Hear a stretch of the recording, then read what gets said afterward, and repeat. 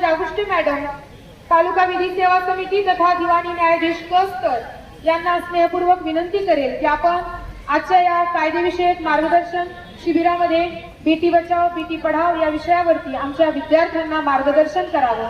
माननीय संजना जागुष्टे मॅडम.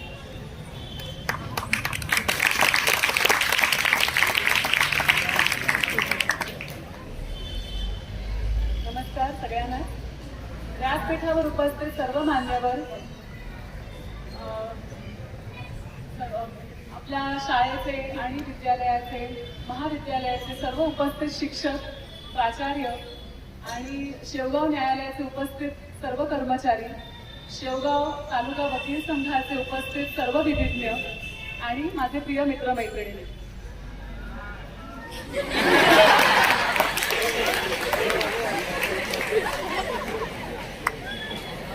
आज शेवगाव तालुका विधी सेवा प्राधिकरण आणि शेवगाव तालुका वकील संघाच्या संयुक्तिक विद्यमाने एक दिवसीय कायदेविषयक शिबिर बेटी बचाव बेटी पढाव ह्या विषयावरती ठेवण्यात आलेलं आहे. त्यासाठी सर्वात प्रथम मी आपल्या शाळेचे आणि विद्यालयाचे महाविद्यालयाचे आभार मानते की तुम्ही तुमचं व्हेन्यू आम्हाला आमच्या कायदेविषयक शिबिरासाठी उपलब्ध करून दिले आणि मला आज ते ह्या ठिकाणी हे शिबिर आयोजित करता आले, त्यामुळे मनापासून धन्यवाद. मला खेडकर मॅडम सांगत होत्या की आपल्या इकडे आज 7वी ते ज्युनियर कॉलेजच्या सर्व विद्यार्थिनी उपस्थित आहेत. त्यामुळे हे जी वर्ष असतात म्हणजे 7वी पासून पुढे ज्युनियर कॉलेज पर्यंतची ती सगळी तुमची फॉर्मेटिव्ह इयर्स असतात, म्हणजे तुमची जडणघडण ह्या कालावधीमध्ये होत असते. त्यामुळे कायद्याविषयी तुम्हाला माहिती असणं तसं गरजेचं आहे, कारण आपल्या भारताला स्वातंत्र्य मिळून 75 वर्ष झालेली आहेत, पण तरी देखील आपल्या जनसामान्यांमध्ये कायद्याविषयक तेवढी जनजागृती झालेली नाही असं वाटत असल्यामुळेच आम्ही कायदेविषयक शिबिर आयोजित करत असतो. खरं तर जर आपण आपल्या सगळ्याच कायद्यांचा जर अभ्यास केला सखोलपणे तर आपल्याला एक गोष्ट जाणवते की आपल्या अगदी जन्मापासून म्हणजे स्त्री भ्रूण हत्या ही जी आपल्या समाजामध्ये एक विकृती आहे किंवा ही जी एक खूप पद्धती जी आपल्या समाजामध्ये रुजलेली आहे, कुठेतरी त्याला आळा बसावा म्हणून अगदी त्या स्टेज पासून म्हणजे मुलींना जन्माला घालणं म्हणजे ते काही वाईट नाही किंवा मुली सुद्धा मुलांएवढ्याच कर्तृत्ववान आहेत हे आपल्या समाजामध्ये कुठेतरी रुजलं जावं म्हणूनच PCPNDT हा कायदा आला. आपण किती म्हटलं की मुलगा मुलगी समान आहे, तरी सुद्धा खेड्यापाड्यामध्ये ग्रामीण भागामध्ये एक पुरुष प्रधान संस्कृती जी आपल्या अगदीच सगळ्यांच्या मनामध्ये रुजलेलं आहे, कुठेतरी ते अजूनही बाहेर पडलेलं नाही. त्यामुळे स्त्री भ्रूण हत्येचं प्रमाण तसं पाहिलं तर कमी होत नाहीये. आपले जे नॉर्थ मधले जे काही एरियाज आहेत म्हणजे पंजाब, राजस्थान, तिथे मुलींची संख्या खूपच कमी आहे. त्या तुलनेत महाराष्ट्र हा खरंच भाग्यवान आहे की आपल्या इथे मुलींना तेवढं महत्व आहे किंवा मुलींचं तेवढं महत्व समाजामध्ये जाणूनच मुली आणि मुलांमध्ये तेवढा भेदभाव नाही होत.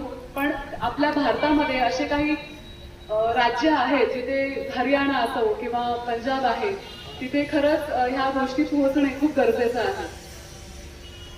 आपल्या महाराष्ट्रामध्ये सावित्रीबाई फुले यांनी स्त्री शिक्षणाची सुरुवात आणि चळवळ सुरू केली. त्यांचेच खरं आपण सगळेच ऋणी आहोत की त्यांच्यामुळे त्या होत्या म्हणून आज आपण आहोत आणि आपल्याला शिक्षणाची संधी उपलब्ध झाली. त्या काळामध्ये आपल्या ज्या पणजी असतील किंवा त्यांच्याही अगोदरची जी पिढी असेल त्यांनी खूप भोगलेलं आहे. अगदी साधारण म्हणजे बेसिक नेसेसिटीज ज्या असतात, शिक्षण असू दे किंवा जे इव्हन घरामध्ये सुद्धा त्यांच्या मतं मांडण्याला सुद्धा तेवढं फारसं महत्त्व नव्हतं किंवा किंमत दिली जात नव्हती. त्या तुलनेने आजचं चित्र खरंच खूप बदललेलं आहे आणि त्या सगळ्या ज्या चळवळी झाल्या किंवा स्वातंत्र्यपूर्वीच्या काळामध्ये शिक्षणासाठी महात्मा ज्योतिबा फुले झटले, सावित्रीबाई फुले यांनी खूप म्हणजे अंगावरती शेणगुळे सहन करून त्यांनी ती शाळा त्यावेळेला सुरू केली होती. मुलींना तेव्हा शिकवलं होतं. तेव्हा आपण शतशः त्यांचे ऋणी असायला पाहिजे आणि कायमच ही जाणीव मनामध्ये ठेवली पाहिजे की त्यांच्यामुळे आज आपल्याला ही संधी उपलब्ध झालेली आहे आणि आपण आज शिकतो आहोत. आपल्याला ही आपण आपल्या आयुष्यात पुढे जाण्याची आपल्याला ही सुवर्ण संधी आहे. बेटी बचाव बेटी पढाव. आता बेटी पढाव हे तर आपण सगळे करतोच आहोत. आपले आई वडील आपल्यासाठी काबाड कष्ट करून तुम्हाला शिकवतायत, तुम्हाला आज शाळेमध्ये पाठवतायत, महाविद्यालयामध्ये पाठवतायत. त्यांच्या कष्टाची आणि त्यांच्या परिश्रमाची जाणीव कायम ठेवा. आज मुलींना जन्म तर दिला जातोय म्हणजे त्याच्यामध्ये कायद्यानेच ते प्रतिबंध केलेलं आहे, लिंग चाचणी प्रतिबंध केलेला आहे. त्यामुळे जन्माच्या पूर्वी आपल्या गर्भामध्ये मुलगा आहे किंवा मुलगी आहे ह्याची तपासणी पालक करू शकत नाहीत. त्यामुळे कुठेतरी स्त्री भ्रूण हत्येचं प्रमाण कमी झालेलं आहे. पण मग पुढे काय? मुली जन्माला येतात, त्यांना शिक्षणाची संधी मिळायला पाहिजे ह्याची सुद्धा तरतूद आपल्या संविधानाने केलेली आहे. मुलगा आणि मुलगी ह्याच्यामध्ये भेदभाव नाही. जेवढं म्हणजे आता आपण वोटिंगला जातो, 18 वर्ष पूर्ण झाल्यावर सगळ्यांनाच वोटिंगचा अधिकार मिळतो.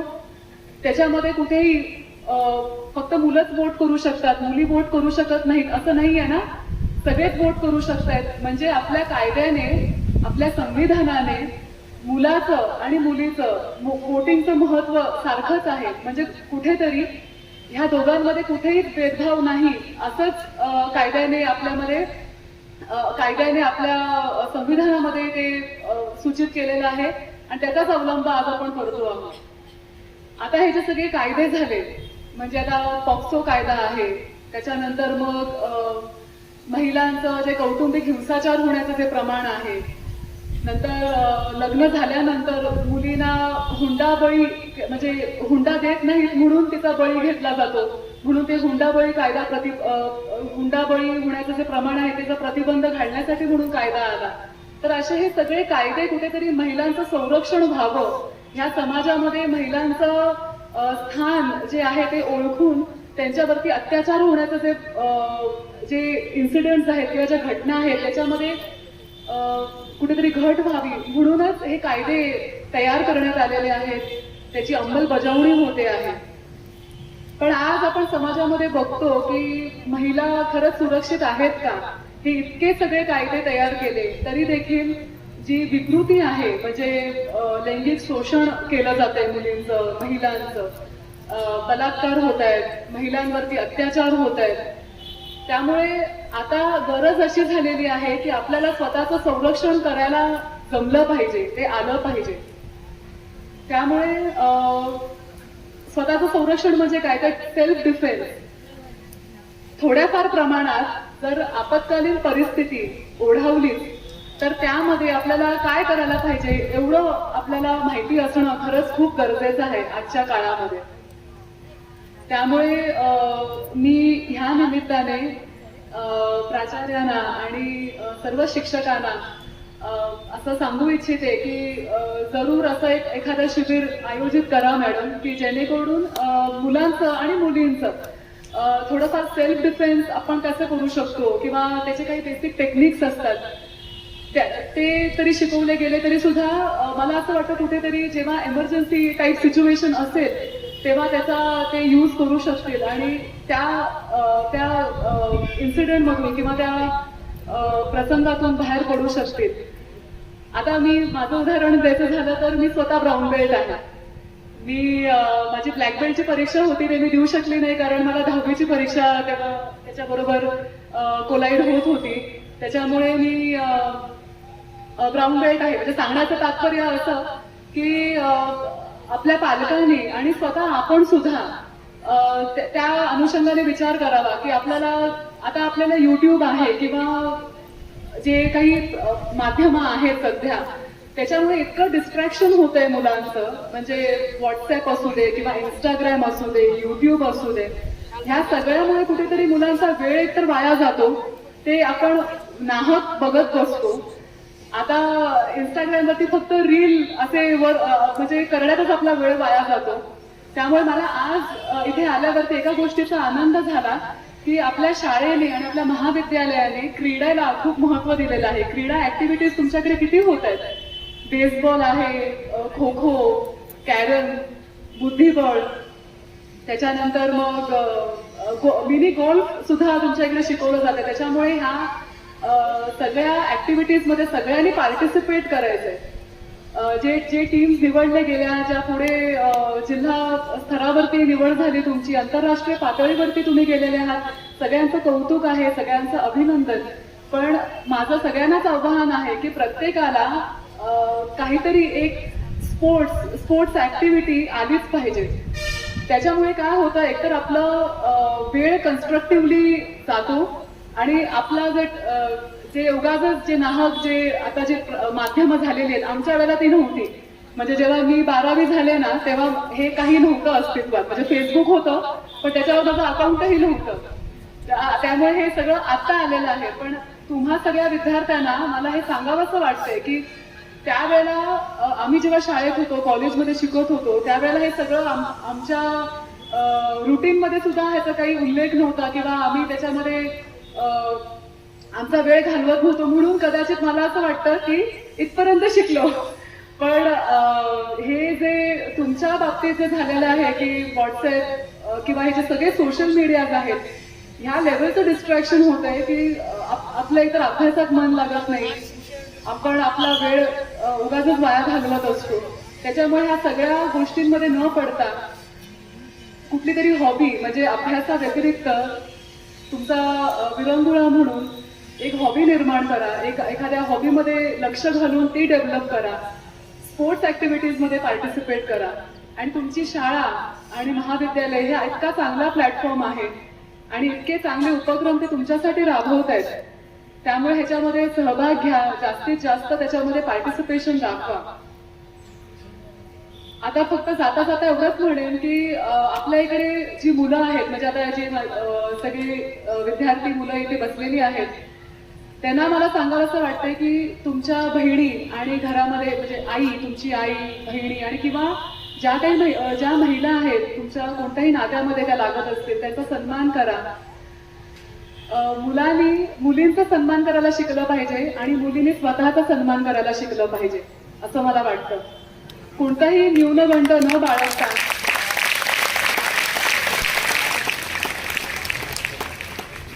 तुम्ही सगळ्यात कर्तृत्ववान आहात. मुली कोणत्याच बाबतीत मुलांपेक्षा कमी नाहीत. आमच्या शेवगाव न्यायालयामध्ये 3 महिला न्यायाधीश कार्यरत आहेत आणि शिवाय शेवगाव न्यायालयामध्ये महिला कर्मचारी सुद्धा आहेत. त्याच्यामुळे मुलांच्या खांद्याला खांदा लावून आज प्रत्येक क्षेत्रात उच्च पदापर्यंत शिखर पादाक्रांत करत आहेत. त्यामुळे मुलींनी विशेषतः कोणतंच न्यूनगंड बाळगायचं नाही. तुम्हाला खूप संधी आहे पुढे जाण्याची आयुष्यात. आता सगळ्यांनाच काही इंजिनिअरिंग, मेडिकलमध्ये इंटरेस्ट नसतो, पण आपण प्रत्येक जण आपल्या आयुष्याला चांगल्या प्रकारे घडवण्यासाठी काय करू शकतो ह्याचा नक्कीच विचार करायला पाहिजे. तुमच्यापैकी कितीतरी जण शिक्षिका होतील, डॉक्टर्स होतील, इंजिनियर्स होणार, वकील सुद्धा होऊ शकता, न्यायाधीश होतील. MPSC ची परीक्षा पास करून तुम्ही उच्च पदाधिकारी व्हाल, कलेक्टर होऊ शकता. म्हणजे प्रत्येक क्षेत्रात तुम्हाला संधी उपलब्ध आहे. त्यासाठी म्हणून तुम्ही तुमच्या शिक्षकांचं मार्गदर्शन घ्या. आणि कसं आहे की आपल्या घरातून आपल्याला सपोर्ट हा मिळतच असतो. फक्त तुम्ही तशी जिद्द दाखवा, जिद्द बाळगा, अभ्यास करा आणि खूप मोठे व्हा. तुम्ही खूप यशस्वी व्हा अशी ईश्वरचरणी प्रार्थना. आणि आज जी काही मुलांनी जे स्पोर्ट्समध्ये आपण त्यांना पारितोषिक दिलं ते पुढच्या स्पर्धेमध्ये यशस्वी होतील अशी मी आशा बाळगते. आणि तशीच म्हणजे माझी इच्छा सुद्धा आहे की तुम्ही ते विजयी व्हा तिथे. बाकी कायद्याविषयक सगळे ऍक्ट तर मी सांगत बसले तर खूप वेळ जाईल. पण मला त्या व्यतिरिक्त असं सांगावंसं वाटलं की मी खूप छान एक कविता काही दिवसांपूर्वी ऐकली की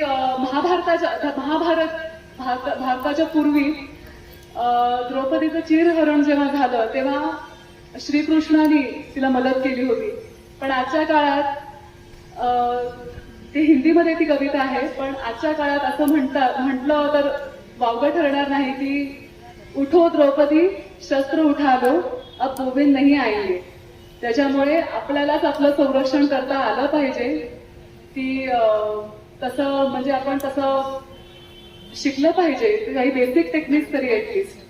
आणि बाकी सगळे आनंदी राहा आणि खूप शिका, मोठे व्हा. इथेच मी माझे 2 शब्द थांबवते. जय हिंद.